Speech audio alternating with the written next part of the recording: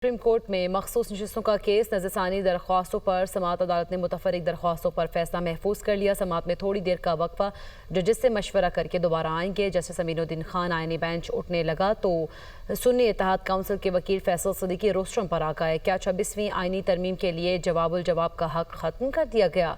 वकील सुन्नी इत्तेहाद काउंसिल, आपने दरख्वास्त दी, इस पर मखदूम अली खान ने दलाल दिए, आप क्या जवाबुल जवाब करना चाहते हैं? जस्टिस अमीनुद्दीन खान, इस 13 रुकनी बेंच में से 7 जजेस की अक्सरियत नजरसानी पर फैसला करेगी। मखदूम अली खान, वकील मखदूम अली खान के सुन्नी इत्तेहाद काउंसिल के एतराज़ात पर दलाइल मुकम्मल, हमें क्यों इस केस में फरीक बनाया गया?